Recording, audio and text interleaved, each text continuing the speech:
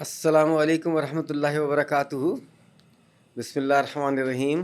الحمد للہ رب العالمین الرحمن الرحیم والصلاۃ والسلام علی رسول الکریم۔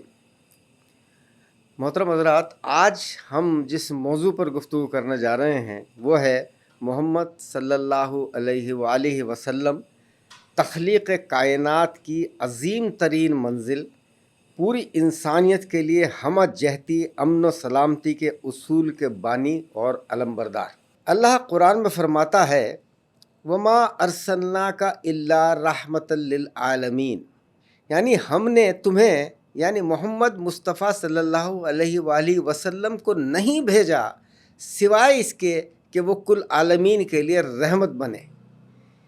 عید میلاد النبی ہمیشہ ہی اہمیت کی حامل ہوتی ہے، مگر اس مرتبہ یہ دن تاریخی اعتبار سے اس لیے اور اہم ہو جاتا ہے کہ یہ ہجری کیلنڈر کے اعتبار سے اللہ کے پاک رسول سید کونین محمد مصطفیٰ صلی اللہ علیہ وآلہ وسلم کا 1500واں یوم پیدائش ہے۔ آئیے یہ سمجھنے کی کوشش کریں کہ رسول اللہ صلی اللہ علیہ وسلم نہ صرف انسانوں کے لیے، نہ صرف زمین کے لیے، بلکہ پوری کائنات اور قیامت کے بعد آنے والے عالم کے لیے بھی کیوں رحمت ہیں۔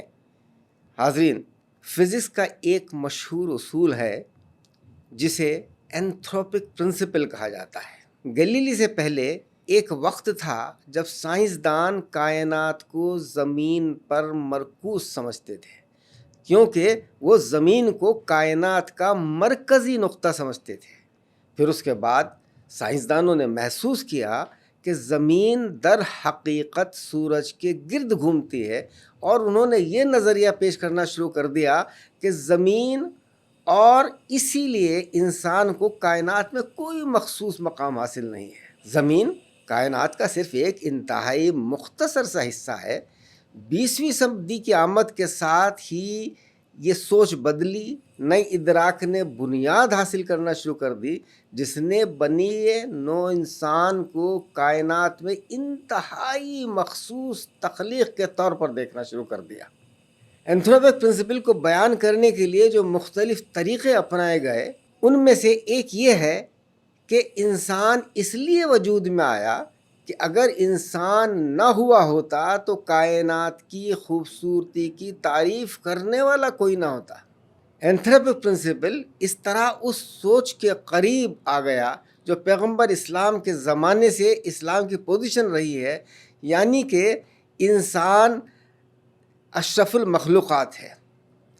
اگرچہ ایک اہم فرق یہ ہے، جیسا کہ سائنسدانوں نے اقتصادی قوتوں کے دباؤ میں خدا کے ذکر کو سائنس کے میدان سے دور رکھنے کا عزم کر رکھا ہے، انہوں نے اینتھروپک اصولوں کو ایک ملحدانہ یعنی ایتھیسٹک تعریف دی ہے، اور 3 طرح کے پرنسپل سامنے آئے: ٹرائیول، اسٹرانگ اور ویک اینتھروپک پرنسپل۔ اسلام کا اینتھروپک پرنسپل جسے میں نے ایک پیش کرنے کی کوشش کی اور اس کا نام رکھا ہے ٹرو اینتھروپک پرنسپل، یعنی اصل میں انسان کا پیدا کیے جانے کا مقصد کیا ہے، اور وہ یہ ہے کہ انسان صرف کائنات کی خوبصورتی کی تعریف کرنے کے لیے نہیں، بلکہ اپنے خالق کو پہچاننے، اس پر ایمان لانے اور اس کے نظام کے تابع ہونے کے لیے پیدا کیا گیا ہے۔ اینتھروپک پرنسپل انسان کو تخلیق کی مطلوبہ پیداوار سمجھتا ہے۔ ٹرو اینتھروپک پرنسپل نبی محمد صلی اللہ علیہ وسلم کو تخلیق کا بہترین نتیجہ اور قرآن کو مخلوقات کی رہنمائی کے لیے بھیجی گئی حتمی دستاویز کے طور پر شمار کرے گا۔ میں اس کی وضاحت مزید کرتا ہوں۔ خدا نے کائنات کو بنایا اور سب سے پہلے اس کی حکمرانی کے لیے فزکس کے قوانین بنائے، لاز آف فزکس جس کو کہا جاتا ہے۔ پہلے پارٹیکل بنے، ہر ایک ذرہ، اور اس کے بعد میں خلا بنی، دونوں چیزیں ساتھ ساتھ بنی۔ ہر ایک ذرہ یعنی پارٹیکل اور خلا یعنی اسپیس کا ہر گوشہ جس نے کائنات کی تشکیل کی وہ خدا کے لاز آف فزکس کے تابع ہے۔ کسی دوسری صورت میں کام کرنا ان کے بس میں ہی نہیں ہے۔ مادی کائنات کو تخلیق کرنے کے بعد خدا نے ایک ایسی قسم کا وجود پیدا کرنے کا ارادہ کیا جو صرف حالت مجبوری میں خدا کے سامنے سر تسلیم خم نہیں کرے گا، اس تخلیق میں یہ صلاحیت ہوگی کہ اگر وہ چاہے تو خدا کے قوانین کی خلاف ورزی بھی کر سکتا ہے۔ اس نئی تخلیق کے ذریعے اطاعت یا اطاعت سے انکار میں یقیناً زیادہ وزن ہوگا۔ اس کے نتیجے کے طور پر یا تو بہترین اجر یا خطرناک عذاب اس کا انتظار کرے گا، کیونکہ یہ خدا کے نظام کو اپنی فطرت کا حصہ بنانے کے بجائے اپنی مرضی سے قبول کر رہا ہے۔ اس نئی مخلوق کو لانے کے لیے خدا نے پہلے بایولوجیکل لاز بنائے اور پھر روحانی یعنی اسپریچول لاز بنائے۔ ایک بار جب انسان کی تخلیق ہو گئی اور اس نے ارتقاء شروع کیا تو سماجی قوانین ترقی کی منازل کے تقاضوں کے مطابق بنائے گئے اور متعدد مرتبہ بنائے گئے۔ بنی نوع انسان مجموعی طور پر تخلیق کی بہترین پیداوار تھی، کیونکہ وہ کائنات کی خوبصورتی کی تعریف کرنے، اس کے قوانین کا تجزیہ کرنے اور اس کے ذخائر کو اپنے مفاد کے لیے استعمال کرنے کی صلاحیت رکھتی تھی۔ لیکن سب سے بہتر وہ لوگ ہوں گے، ظاہر ہے، جو کائنات کی سب سے بڑی سچائی کو تسلیم کریں گے کہ یہ ایک اعلیٰ ترین ہستی کے ذریعے تخلیق کی گئی ہے اور اس پر اسی کی حکمرانی ہے، اور دنیا میں اس کے نمائندے ہوں گے نبی اور رسول۔ نبی اور رسول اپنے رسول اثر و رسوخ کے علاقوں میں رہنمائی کی کتابیں لے کر آئے۔ بالآخر تخلیق کے حقیقی نتائج کی آمد کی راہ ہموار ہوئی، جو خدا کے آخری نظام کے تحت پوری انسانیت کے اتحاد کا عمل شروع کرے گی۔ محمد صلی اللہ علیہ وآلہ وسلم نے اگر دنیا کو راستہ دکھایا، اس سچائی کی تصدیق کی جو ان کے سامنے نازل ہوئی تھی، اور سب کو الحق کے آخری وژن کی طرف دعوت دی تھی۔ خدا کی وحدانیت کا مقصد بنی نوع انسانیت کی وحدانیت بھی اس وحدانیت کے تابع ہونا مقصود تھی، اور اگر بنی نوع انسان ایک نظام کے تابع ہونے میں متحد نہ ہو جائے تو وحدت کا حتمی مقصد حاصل نہیں ہوگا۔ اس کو حاصل کرنا انسان کا فرض ہے، اور اگر یہ ناکام ہوا تو اس کا یہ خود ذمہ دار ہوگا۔ تاہم خدا نے بنی نوع انسان کے لیے رہنما اصول اور نمونے بھیج کر اس فرض کو پورا کرنے میں اس کی مدد کی۔ اگر محمد صلی اللہ علیہ وآلہ وسلم مخلوق کی بہترین عظیم الشان منزل ہیں تو وہ واقعی رحمت للعالمین ہے، کائنات کے لیے رحمت ہے، کیونکہ کائنات وجود میں نہ آتی اگر اس کی بہترین پیداوار منظر عام پر نہ آتی۔ اسی لیے رسول اللہ صلی اللہ علیہ وسلم کو صاحب لولاک بھی کہا جاتا ہے، یعنی یہ کہ تم نہ ہوتے تو کچھ نہ ہوتا۔ حضرت محمد صلی اللہ علیہ وآلہ وسلم بلا شبہ انسانی حقوق کے بہترین علمبردار تھے جن کا دنیا نے مشاہدہ کیا، لیکن آپ کے مقاصد اور ان مقاصد کے حصول کے طریقے انسانی حقوق کے موجودہ بین الاقوامی حامیوں سے بالکل مختلف تھے۔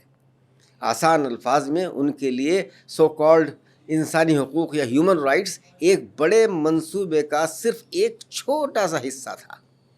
اعلان رسالت کے فوراً بعد اور ایک خدا کے سامنے مکمل سر تسلیم خم کرنے کا بنیادی پیغام عوام تک پہنچانے کے بعد نبی اکرم صلی اللہ علیہ وآلہ وسلم نے اپنے سماجی ایجنڈے کا آغاز کیا، جہاں منظم کوششوں کے ذریعے ہر فرد کی عزت کو محفوظ بنایا جانا تھا۔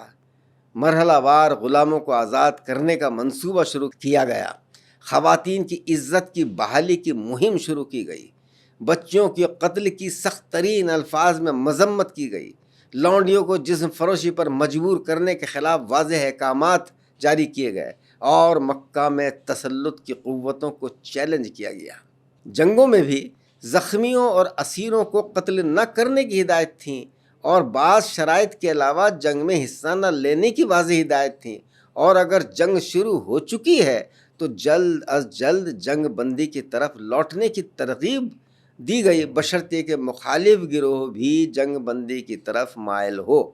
جدید دنیا میں انسانی حقوق یعنی ہیومن رائٹس کو عملی طور پر قاتلوں اور عصمت دری کرنے والوں کو سزائے موت دینے کے خلاف ہم جنس پرستوں کو ان کی انتہائی خطرناک عادات کا نشانہ بنائے جانے کے خلاف، حقوق اور مردوں کے تسلط کرنے والے سماجی اقتصادی نظام کے لیے حالات کو آسان بنانے کے لیے خواتین کے بچوں کو اسقاط حمل کرنے کے حقوق تک محدود کر رکھا ہے۔ یعنی ان کا کام یہ رہ گیا ہے کہ ہیومن رائٹس کا، کہ یہ جو تمام جو جرائم ہو رہے ہیں ان کا وہ دفاع کرتے ہیں ایک فریڈم آف چوائس کے کانسیپٹ کے تحت، کہ یہ تو صاحب ان کی اپنی مرضی ہے، اس لیے ان کے اوپر جو ہے ہم قانونی طور پر ان کو سزا نہیں دے سکتے۔ یہاں تک کہ تشدد کو بھی ان کے اپنے منصوبوں کے مطابق درجہ بندی کر دی گئی، تاکہ طاقتور امن پسند نظر آئیں اور جو لوگ اس لائن کو ماننے سے انکار کرتے ہیں وہ خطرناک دکھائی دیں۔ محمد صلی اللہ علیہ وسلم کے ذہن میں انسانی زندگی کا وقار سب سے مقدم تھا۔ زندگی اور معیار زندگی کی حفاظت وہ اصول تھا جس پر انہوں نے اسلامی نظامی حکومت اور معاشرتی نظام کی تعمیر کی۔ اگر اس اصول نے الہی رہنمائی کے تحت شراب کو ممنوع قرار دیا تو یہ انسانی زندگی کی حفاظت کے لیے تھا۔ اگر اس نے شادی سے باہر جنسی تعلقات کو قابل سزا جرم قرار دیا تو اس کا مقصد دوبارہ بنی نوع انسان کو تباہ کن نتائج سے بچانا تھا۔ اگر اس نے اسقاط حمل اور لڑکیوں کے بچوں کو قتل کے خلاف مہم چلائی تو یہ یقینی بنانا تھا کہ جنین اور شیر خوار بچے بھی اپنی زندگی سے لطف اندوز ہوں، ان کو قتل نہ کر دیا جائے۔ آئیے ہم انسانی وقار کی جامعیت کو سیکھیں جو خدا کے آخری رسول نے ہمیں سکھایا، وہ یہ کہ سلامتی وقار کی لازمی شرط ہے۔ سلامتی وقار کی لازمی شرط ہے۔ مجھے ان لوگوں پر افسوس ہوتا ہے جو موجودہ دنیا میں محمد صلی اللہ علیہ وآلہ وسلم کی ریلیونس پر بحث کرتے ہیں۔ یہ میری نظر میں ان کی غیر شعوری طور پر توہین ہے۔ جب ہم دنیا میں ان کی ریلیونس یا مطابقت کی بات کرتے ہیں تو اس کا مطلب یہ ہوتا ہے کہ ہم موجودہ دنیا کو مختلف شخصیات کا فیصلہ کرنے کے لیے معیار کے طور پر لے رہے ہیں، اور اس عمل میں ہم محمد صلی اللہ علیہ وسلم کو بھی پرکھنا چاہتے ہیں۔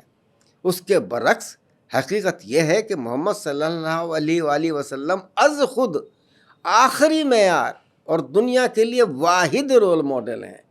دنیا کو آخری معیار محمد صلی اللہ علیہ وآلہ وسلم اور ان کی لائی ہوئی کتاب یعنی قرآن کے مطابق پرکھنا ہے۔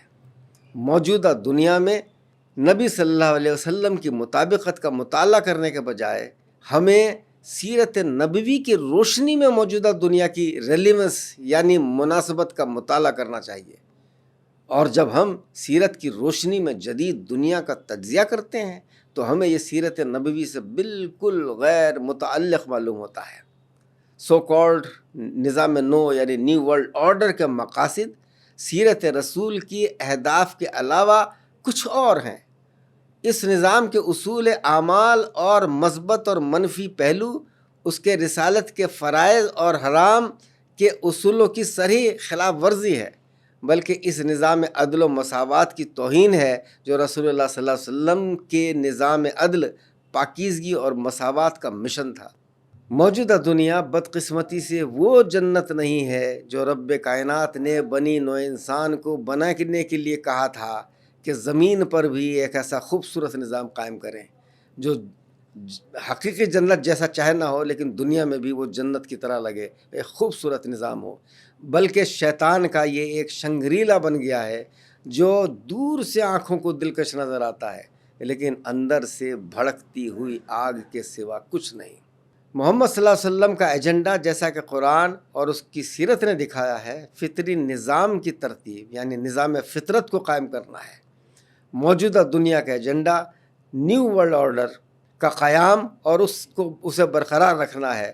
تاہم حقیقت یہ ہے کہ so called new world order اپنے معنی کے اعتبار سے غیر مستحکم ہے۔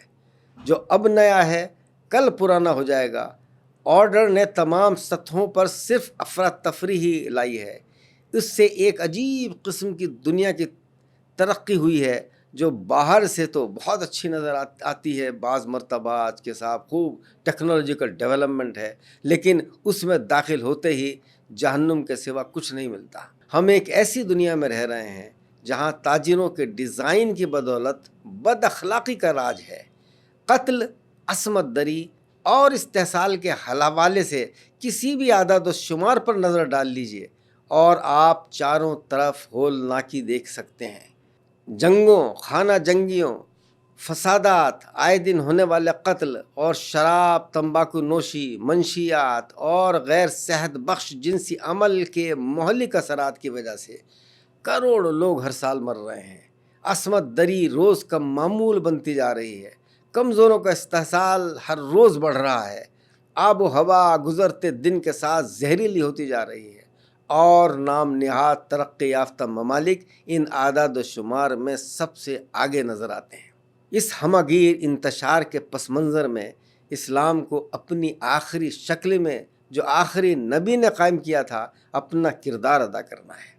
پوری دنیا میں سماجی، قانونی، معاشی، انتظامی، سائنسی، صحت اور تعلیمی نظام کی بنیاد غیر اسلامی بنیادوں پر رکھ دی گئی ہے۔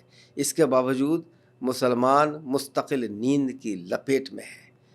ہر وہ چیز جس سے قرآن واضح طور پر منع کرتا ہے ہر جگہ سماجی تانے بانے کو تباہ کر رہا ہے۔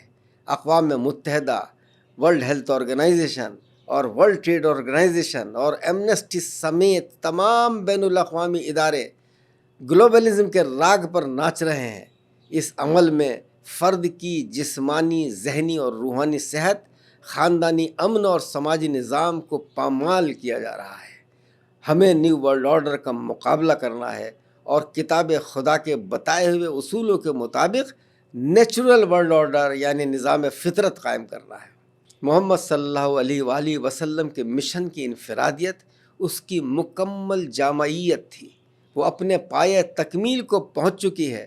اگر آج کا مطلبی سماج اس میں بہتری لانے کا دعویٰ کرنے کی کوشش کرتا ہے تو یہ صرف اس کو مسخ اور رسوائی کرے گا، کیونکہ کہیں نہ کہیں ذاتی مفادات شامل ہو جائیں گے۔